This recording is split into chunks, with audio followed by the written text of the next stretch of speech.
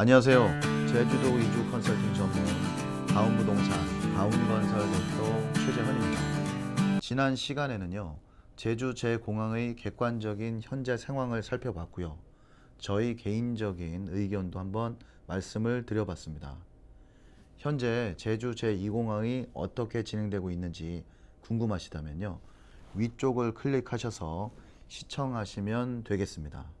오늘은요, 요즘 들어 저도 고민이 많이 되는 제주도 이주 도대체 어디로 가야 합니까? 라는 주제로 말씀을 이어가도록 하겠습니다. 제주도 입도 컨설팅을 하는 첫머리에 가장 많은 질문을 받게 되고 저 또한 많이 여쭤보게 되는 말이 도대체 어디에 정착을 해야 하느냐, 제주 어느 지역으로 결정을 하셨느냐는 말입니다. 오늘은 많은 분들께 반복되게 말씀을 드려야 하는 지친 저를 위해서도 정말 어느 곳에 정착을 해야 할지 모르는 막막하신 입도 예정자 분들께도 도움이 되셨으면 하는 마음에 방송을 촬영하게 되었습니다. 아직 입도는 결정했지만 제주 어느 곳에 정착을 해야 할지 모르시는 분들이라면 꼭 한번 본 방송을 시청해 주시기를 간곡히 바라겠습니다. 첫 번째입니다. 산이냐 바다냐에 따라 입도하실 지역이 달라집니다. 제주에 입도를 희망하신다면 내가 산을 좋아하느냐, 출렁이는 바다를 좋아하느냐를 먼저 고민해 보셔야 합니다. 이제는 바닷가 마을의 부동산 가격이 선택을 운운하지 못할 만큼 급상승이 되었지만요. 그래도 저처럼 바다를 바라만 봐도 좋고 바다 낚시를 정말 사랑하신다면 차량으로 5분에서 10분 거리 정도로 추천을 해드립니다. 바닷가에 접하거나 가까운 마을은 날아오는 염분으로 건강상에도 가격을 생각해도 저는 합당하지 않다고 생각이 듭니다. 반대로 산을 좋아하신다고 해도 아주 깊은 중산간은 피하셨으면 좋겠습니다. 저도 10여 년 전을 떠올려 보면요, 입도할 때 아무 대책 없이 전세로 전원주택이 겨우 나왔다는 이유 그 하나만으로 조천읍 대을리라는 중산간으로 제주살이를 처음으로 시작할 뻔했습니다. 이때 제주공인중개사 분께서는 절대로 안 된다며 극구 말리셨는데요. 그 이유를 그해 겨울과 다음해 고사리 장마 때 비로소 알게 되었습니다. 저는 전원주택을 계약하고 나서 이미 육지에 있는 집을 팔고 내려오기 불과 한 달 전에 계약 파기 통보를 받았습니다. 어쩔 수 없이 외도동이라는 제주시의 서쪽 마지막 동지역에 정착을 해야만 했는데요. 그해 겨울 제주 지역 뉴스를 보면서 여러 번 가슴을 쓸어내려야 했습니다. 제주도에서 겨울에 눈으로 2주씩이나 고립이 되는 지역이 있다고는 상상조차 하지 못했기 때문인데요. 제가 가려던 대을리 전원단지가 그러했고요. 이후 부동산 일을 하면서 속일리라든가 명월리의 일부 지역 또는 서귀포, 남원리 등등 생각보다 많은 지역이 빙판으로 인해 집을 가지 못해서 집으로 올라가기 위해서 사륜구동 차량을 많이 구입한다는 놀라운 사실을 알게 되었습니다. 혹시라도 다음에 제주에 내려오신다면요, 제주도의 사륜구동 기아차 모하비 차량이 얼마나 많은지 보실 수 있으실 겁니다. 참고로 저도 부동산과 건축일로 항상 현장을 다녀야 하기 때문에 사륜구동으로 덜 미끄러지는 차량을 이용하고 있습니다. 이렇듯 제주도에서 정착할 토지나 주택을 마련한다는 것이 제주도의 계절적인 기후를 배제하고는 생각할 수 없음을 꼭 좀 아셨으면 합니다. 내가 아무리 산을 좋아해도 차량 운전이 부담스러우시거나 주위에 인가가 없는 것이 두려운 상황이시라면 가급적 해안가 마을에서 2-3km 정도 떨어진 마을 인근으로 입도를 하시기를 부탁드립니다. 두 번째입니다. 개인 성향에 따라 지역을 정하셔야만 합니다. 내 성향이 사람과 섞이는 것도 싫고 제주도에서 조용히 지내고 싶다면 외지인이 와도 크게 신경조차 쓰지 않는 조용한 시골 마을을 선택하셔야 합니다. 어느 마을이냐고요? 방송에서 일일이 다 열거할 수는 없고요. 오해의 소지도 있으므로 차후에 방문 상담 의뢰를 하시면 마을마다의 색깔을 비교해 가면서 개인적으로 설명을 해드리도록 하겠습니다. 잠깐 말씀을 드려보면요. 일반적으로 바람이 많이 불어 모래가 쌓이는 바닷가 마을이라면 마을 분들이 성향이 배타적이고 강해서 내성적인 성향을 가지신 분이라면 조금은 피하셨으면 합니다. 이제는 무서움에 대한 이야기입니다. 나는 갑자기 산에서 뭐가 툭 튀어나올 것 같고 밤이 되면 컴컴한 것이 싫다면 최소한 전원주택이 인근에 많이 모여 있는 지역으로 입도를 하시기를 부탁드립니다. 나도 중요하지만요. 아이들이 아직 어리고 젊은 아내분과 입도를 하신다면 역시 외진 지역은 추천해 드리고 싶지가 않습니다.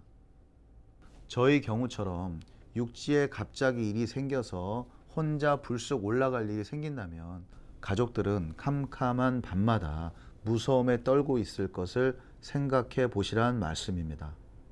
세 번째입니다. 반려견이 있으시다면 지역을 한번 따져보셔야 합니다. 우리나라의 반려견 가족 인구가 2021년 5월을 기준으로 1,500만 명 시대에 이르고 있다고 합니다. 얼마 전 서울 서대문구 홍은동으로 카페 리모델링 공사를 진행할 때 인근 건축자 재상을 다니면서 많이 놀랐었습니다. 서울 어디를 둘러봐도요, 동물병원과 애견용품 전문점이 숱하게 보였으며 폐기물 처리와 공장이 있는 시 외곽을 돌아다녀도 역시 마찬가지였습니다. 특히나 제주도를 내려오시는 분들의 대부분의 성향이 저와 같이 자연과 동물을 좋아하시므로 내가 사랑하는 반려동물과 마음 편하게 정착할 곳을 희망하실 겁니다. 저 또한 진도견 2녀석과 집에서 기르는 소형견이 1녀석이 있는데요. 제주란 곳이 지역 특색이 워낙 강해서 동네 개는 밤새 짖어도 뭐라고 하지 않으시지만요. 제가 얼마 전까지만 해도 운영했던 낚시 독채 펜션에 두었던 진도견 2녀석 때문에 술만 취하면 마구잡이인 몇몇 마을 분들로 인해서 CCTV까지 설치해 놔야만 했었습니다. 지금은 마을과 조금 떨어진 제가 운영하는 리조트에 마련한 보금자리에 마음 놓고 기르고 있지만 몇 해 전까지만 해도 우리 애가 조금만 짖어도 시끄럽다고 신고하는 민원으로 명절 때마다 선물을 들고 고개를 숙이는 일이 정말 많았었습니다.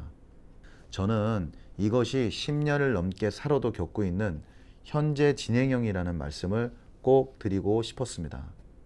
대형견이나 짖음이 많은 반려견이 있으시다면요, 마을과 어느 정도 떨어진 곳에 집을 구하시거나 토지를 매입하실 것을 경험상 추천해 드립니다.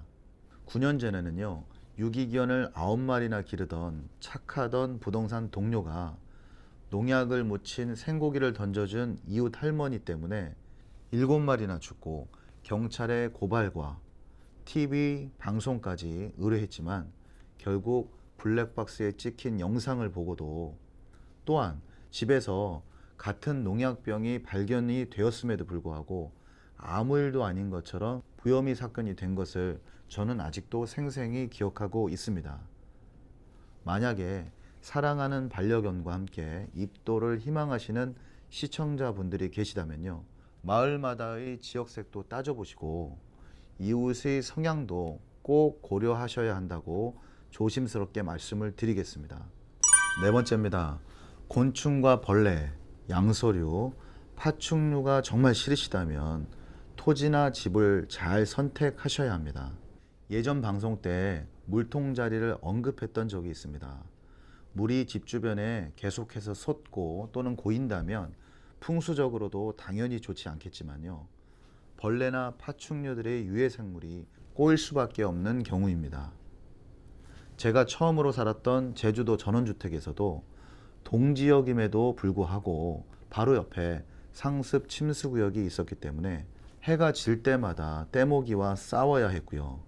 비만 그치고 나면 몸을 말리러 나오는 뱀을 보고 몸서리를 쳐야만 했습니다. 또한 닭을 키우시면 뱀이 집 안으로 들어옵니다. 저는 습하기만 하면 출몰하는 지긋지긋한 제주 그 진해를 잡을 겸 닭을 길렀었는데요. 기르다 보니 애완닭에 빠져서 집에서 여러 번 부화도 시키고 하니까 30여 마리를 길렀었습니다. 하지만 틈만 나면 알과 병아리들을 노리고 들어오는 토종구렁이들과 독사로 여러 번 119에 신고를 하고 뱀 집게까지 구비해 두어야 했습니다.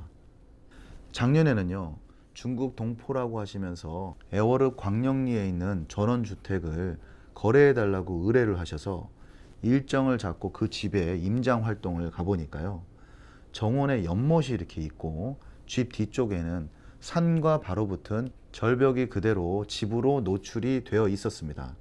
당연히 저는 뱀이 많을 것을 예상하고 주인분께 여쭤보니까요, 주인분께서는 잘 못 봤다고 하시더라고요. 큰 저택이다 보니 지하 주차장도 보고 싶다고 말씀을 드리고 직접 내려가 보니 뱀 집게가 주차장에 무려 2개나 걸려져 있었습니다. 그 상황에서 서로 서먹서먹해졌고요.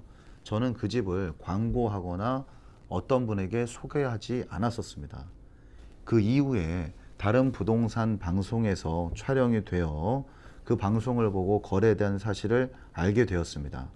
제 생각에는요, 매수인께서 이러한 사실을 아셨다면, 이러한 부분을 중개인이 귀뜸만 좀 해줬다면, 육지분이시라면 결코 그 집을 계약하지는 않으셨을 겁니다. 오늘은 항상 받는 질문인 제주도 이주 도대체 어디로 가야 하나요? 라는 주제로 말씀을 드렸습니다.